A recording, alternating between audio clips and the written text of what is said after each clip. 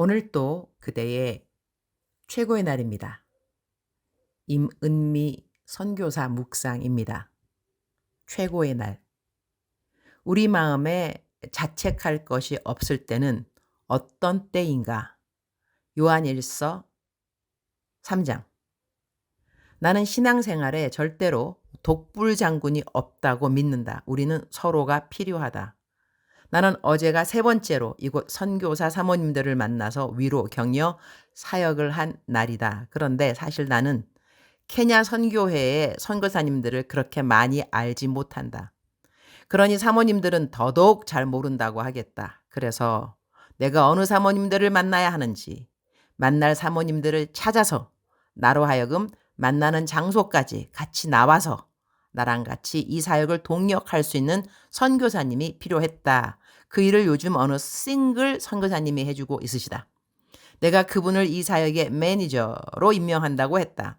그러니 그분은 내가 어느 사모님을 만나면 좋을는지 기도하면서 찾아서 일일이 다 연락하고 약속 시간이 되는 사모님들에게 약속 장소를 알려주는 일을 하는 것이다. 그리고 난 다음에는 나에게 만날 사모님이 누구누구라고 알려준다. 그리고 이 만남의 시간에는 항상 5명이 함께한다. 시간이 되는 3명 선교사 사모님들, 그리고 매니저 되는 싱글 선교사님, 그리고 나.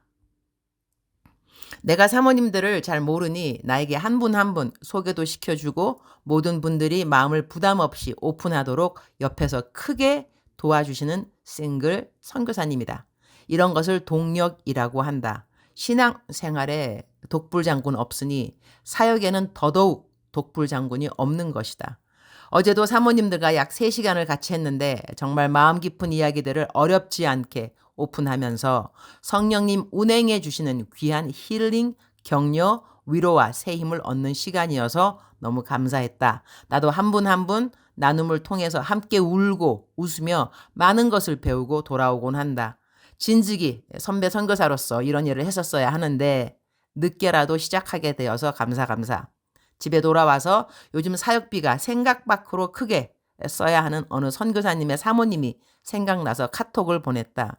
사역비로 다 재정이 나갔을 것 같은데 생활비는 괜찮냐고 했더니 너무나 밝게 아닙니다. 선교사님 보고 배워서 10에 6조 드렸는데 하나님은 곳간 열어주셔서 만나가 있습니다. 라고 답이 왔다. 할렐루야. 10에 6조까지 드리기가 사실 쉬운 일이 절대 아닌데 그래도 하셨다고 하니 얼마나 기특하고 감사한지.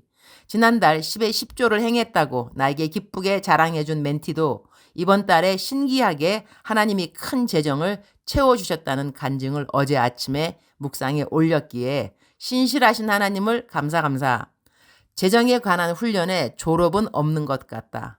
나도 10에 10조를 주님께 드리는 실천을 한 지 꽤 되었지만 아직도 매달 10에 10조 다 드릴 때는 망설임이 있다.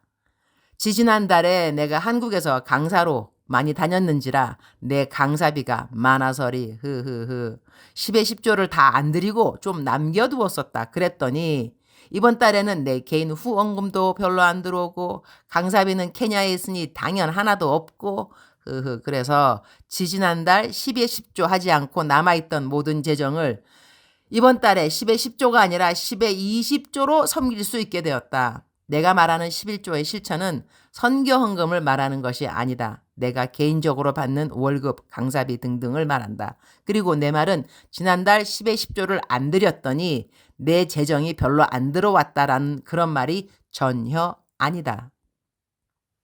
그러니 또 기록을 깬 것이다. 10에 10조에 드림에서 10에 20조를 드리는 기록 말이다. 주님께 드리는 목적이 내가 무리해서라도 더 하나님께 드리고 이웃을 섬기면 하나님이 더 크게 재정을 채워주시겠지? 아니면 내가 그렇게 다 드렸는데 왜 안 채워주시지? 이런 태도가 올바른 태도라고 나는 생각하지 않는다. 내게 있는 것 모든 것이 하나님의 것이라는 것을 배우는 것이 더 중요한 레슨이지 내가 이렇게 드리면 하나님은 더 채워주실 거야. 이것은 아직도 재정 훈련의 참 정의를 모르는 것이라고 나는 생각한다. 하여튼 재정에 대한 훈련은 다지기를 계속하면서 만몬신을 짓밟기 하는 것이라고 나는 생각한다. 이번 달에도 만몬신을 여지없이 무너뜨린 승정고가 나에게 있어 감사한 일이라고 하겠다. 요한일서 3장 21절. 사랑하는 자들아, 만일 우리 마음이 우리를 책망할 것이 없으면 하나님 앞에서 담대함을 얻고, Dear friends, if our hearts do not condemn us, we have confidence before God. 우리 마음이 우리를 책망할 것이 없다는 이 말씀은 22절, 23절에 설명이 되어 있는 것 같다. 내가 양심에 꺼리낌이 없을 때 우리는 우리 마음이 우리를 책망할 것이 없다고 말할 수 있지만, 성경은 사랑하는 자들아, 만일 우리 마음이 우리를 책망할 것이 없으면 하나님 앞에서 담대함을 얻고 무엇이든지 구하는 바를 그에게서 받나니, 이는 우리가 그의 계명들을 지키고 그 앞에서 기뻐하시는 것을 행함이라. 그의 계명은 이것이니 곧 그 아들 예수 그리스도의 이름을 믿고 그가 우리에게 주신 계명대로 서로 사랑할 것이니라.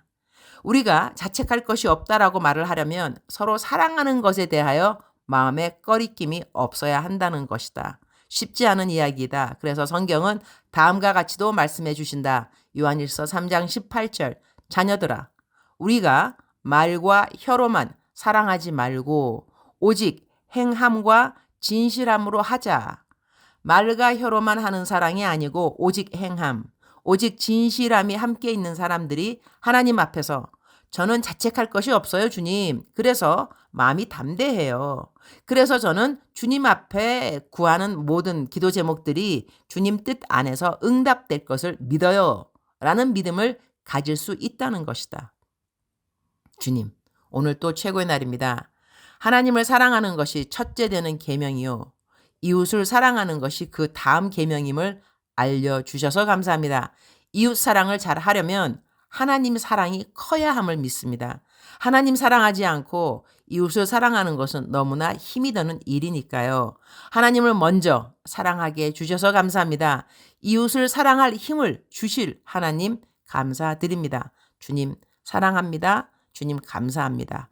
오늘 또 우리 주님 저를 보시면서 하루 종일 기쁘시면 참 좋겠습니다. 사랑하는 그대여, 사랑하는 그대여, 출석 부르고 있습니다. 대답하셔야죠. 사랑하는 그대여, 사랑하는 그대여, 사랑하는 그대여. 억만 번 더 들어도 기분이 좋은 말.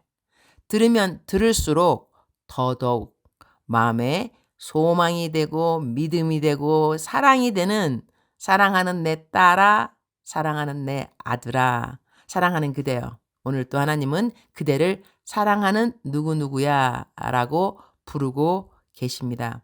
내가 사랑을 받고 있다는 그 확신, 바로 그것이 우리로 하여금 이웃을 용서할 수 있게 하고 이웃을 사랑할 수 있게 하는 원동력이 되지 않는가 합니다. 하나님께서 우리를 사랑하시는 그 사랑을 깨닫는 깨달음이 크면 클수록 우리는 이웃을 향한 사랑도 크게 베풀 수 있게 되겠죠. 사랑하는 그대여, 사랑하는 그대에게 항상 그대를 좋아하는 사람, 사랑하는 사람, 선을 베푸는 사람들만 있는 거 아니죠. 저도 그렇습니다.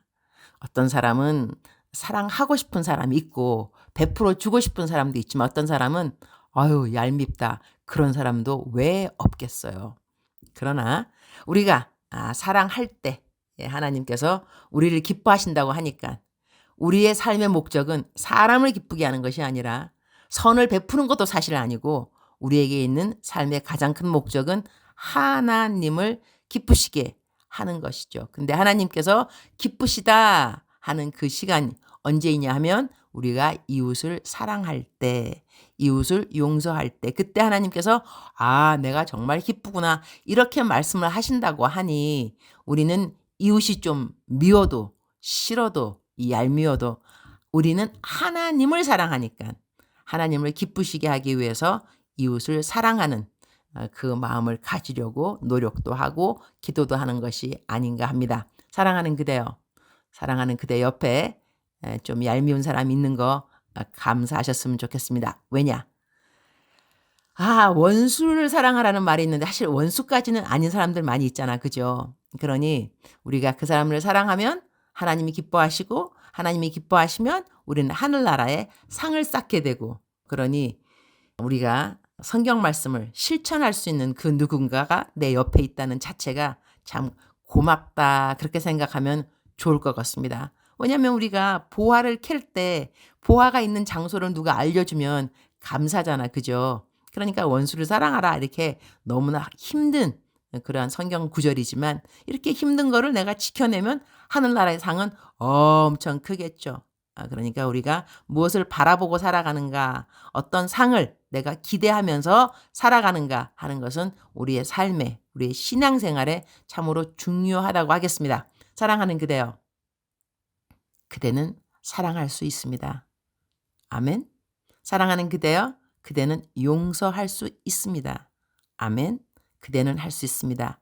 왜 할 수 있느냐? 하나님이 그대를 사랑하시니까. 사랑하는 그대여, 축복합니다. 사랑하는 그대를 오늘 또 사랑합니다. 오늘 또 그대의 최고의 날입니다.